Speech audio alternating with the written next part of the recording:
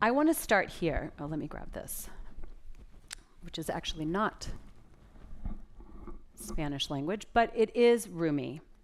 What you seek is seeking you. I know that this isn't novel. I know that you guys have probably heard it. Most of you have heard this. What you seek is seeking you. And every time I read this quote, and while I really feel it and love it and remind myself that when I have a desire, it's that desire is seeking me as well. But when we break this down, what does it mean? What does it mean, what you seek is seeking you? What does that mean? It means that someone's calling. Your desire is calling. What does that mean? What does it mean what you seek is seeking you? And when I had to kind of step back and go, what do you mean? Like, I understand just in that feeling, that sense of what it means to me without having to articulate what it means. I know what it feels like. But if I have to articulate the words of what it means that something is seeking me, what comes up for me is alignment, right? When I'm in alignment with my desire, I know that it is come forward because it's seeking me as I am seeking it.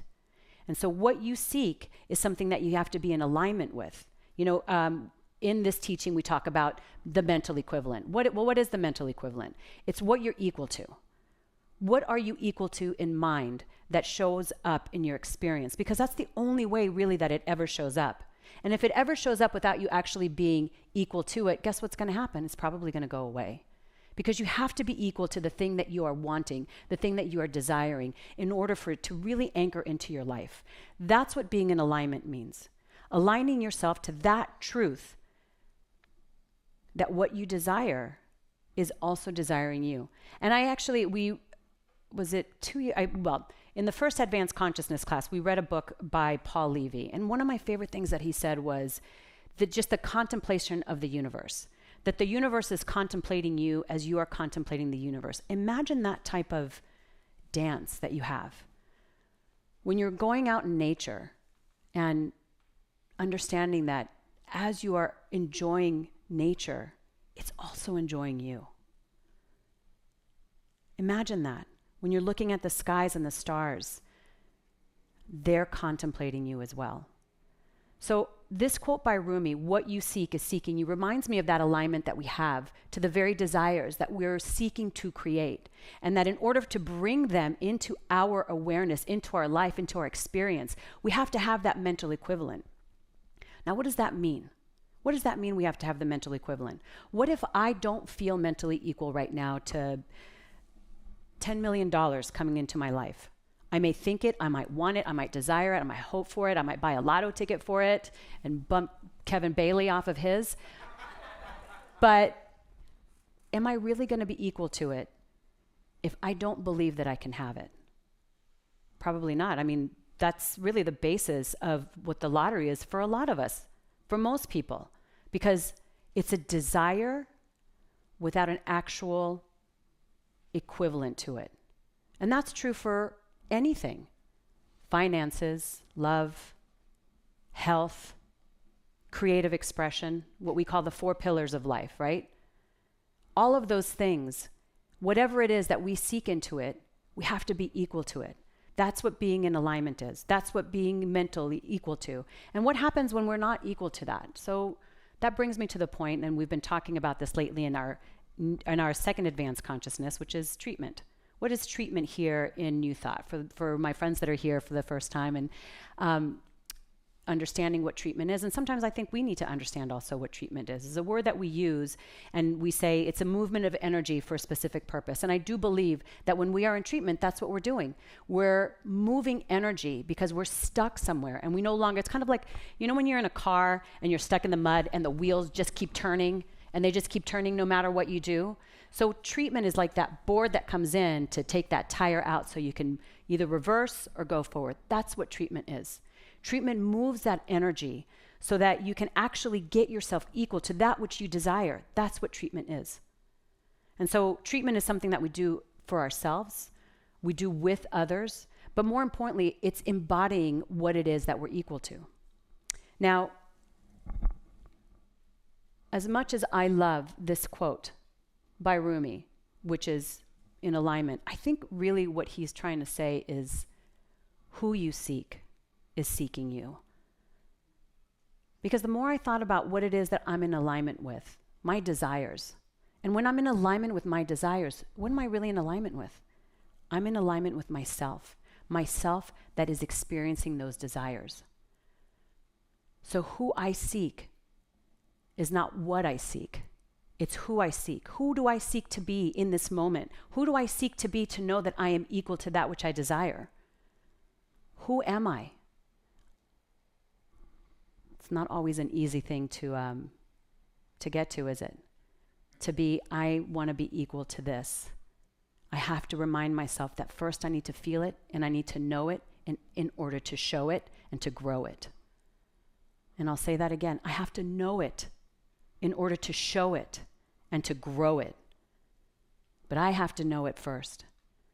And so who I seek is also seeking me. I mean, listen, I'm not seeking to be an astronaut. So I know that's not seeking me. But you know what I am seeking?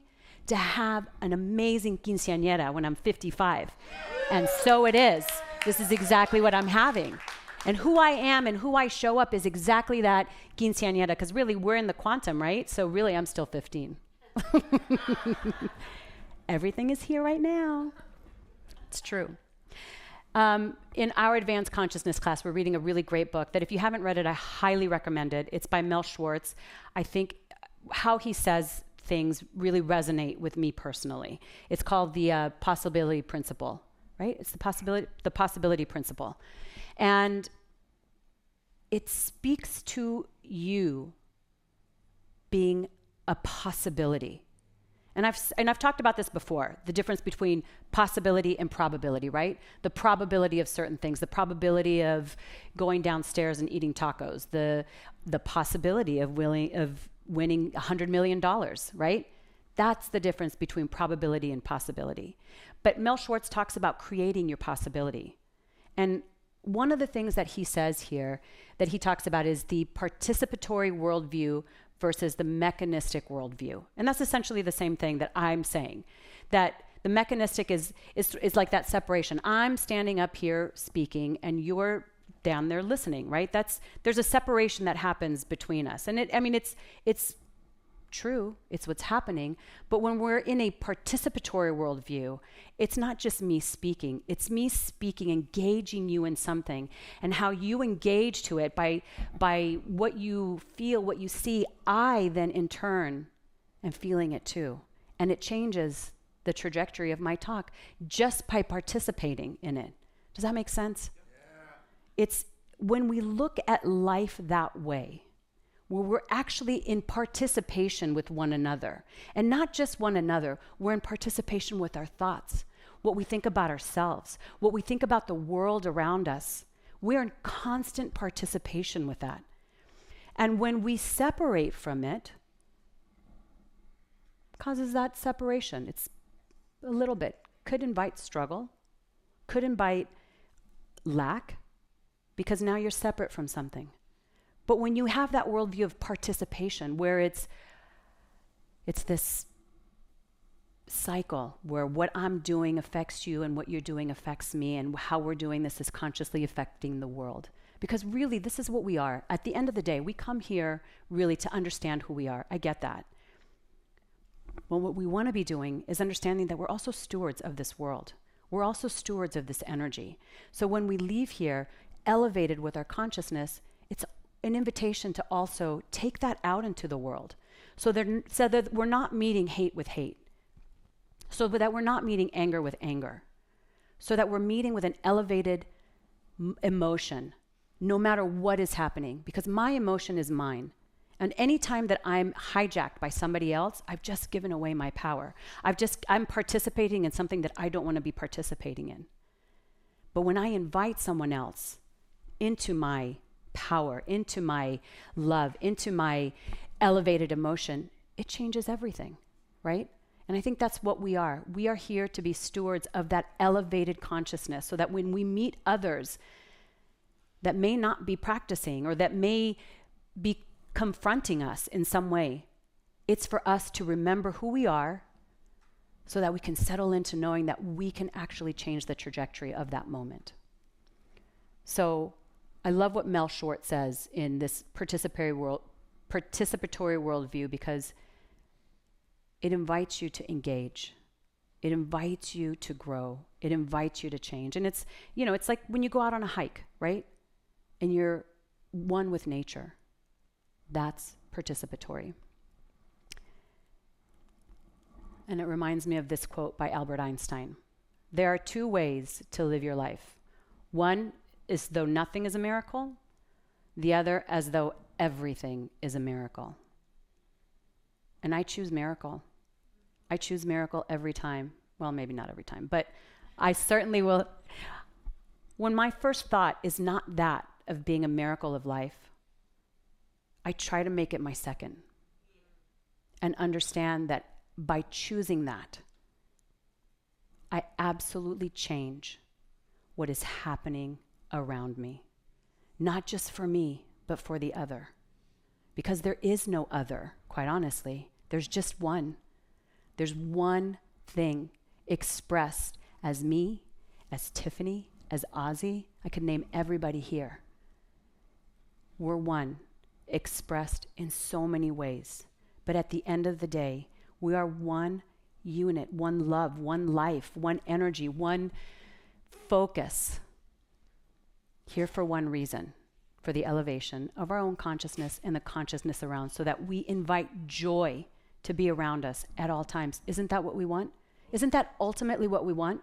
We may not be experiencing all around, but joy, peace, laughter, love, and fun. That's what I say. We're here for that. And so what I invite you guys to do today is to just go out and take this on. Take on that participatory version of life. Take on speaking to someone and understanding that you're in kind of this energy with them, this motion, this static motion, right? Ecstatic at all times. The title of my talk today is The One I've Been Waiting For.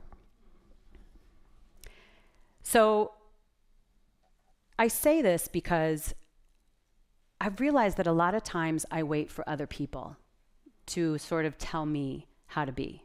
And I didn't think I was like that, quite honestly. I didn't. I thought that I was a pretty strong person and I knew how to handle myself. But I realize in life, as I'm getting older, and I'm realizing this as my kids are going off to college and they're, really going off and having their own lives. And I've enjoyed being a mother. I'll always be a mother and I'll always enjoy it. But I took pause and realized that what am I creating for myself? I haven't asked myself that question in a long time. And I looked around, I was like, well, maybe I can do this and maybe I can do that, or maybe I can, it was almost like I was jumping on other people's ships because they looked like they were having fun and I wanted to have that kind of fun too, right? I mean, I love having fun, let's face it. So if someone's having fun, I want to be on that ship. But then I realized that I'm the one that gets to create it. I'm the one that has a ship to invite everyone to come on board and have a great time. I have to create it. It's up to me to create it. I'm the one I've been waiting for. And that's part of the reason why I decided to have this quinceañera, because as I said before, and don't get mad, Mom, because we've talked about this before, she didn't throw me the quinceañera that I wanted. I was super bummed. And then when my daughter turned 15 and she said no too, I was like, what? You said no. Okay, now I'm embarrassed. Oh my God, she totally did. Okay, we won't do this. Anyway, the point is, oopsies. Uh-oh. No, I'm just kidding. No, but the point is, we didn't have it, right? She didn't have it. She didn't want it. And I thought to myself, what was it? What is this? I've been wanting to celebrate something so grand, so big. Doesn't everybody want to celebrate a quinceañera? I don't get it, Mom. Why didn't you want to celebrate it? I don't understand. She didn't have one either. So maybe that's why. But I did.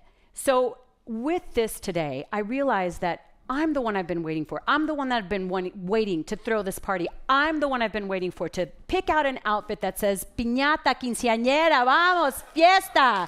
That's what I wanted. I don't need anybody else's permission to do that. I have to remember that I get to create it at all times. And when I create it, I invite you all to be part of the fun too. That's what each and every one of us gets the opportunity to do. So I'm going to invite you to stand up right now. Stand up. Stand up, everybody. And I want you to say this. I'm the one that I want. What? Yes, again, I'm the one that I want. Look at someone and say, I'm the one that I want. I'm the one that I want. I'm the one that I want. You're the one you've been waiting for. Yes, thank you. You're the one that you've been waiting for. There is no one out there, as Mel Robbins says, no one's coming. It's you. You're the one you've been waiting for. You're the one that you want. And you've got everything inside of you to create whatever it is that you want to create. It has never been separate from you. Ever, ever, ever. It has always been within you. So if you have a desire, you want to be equal to something, guess what? You get to do it. Get energized. Do it. You can do it right now because you are the one you've been waiting for. Namaste.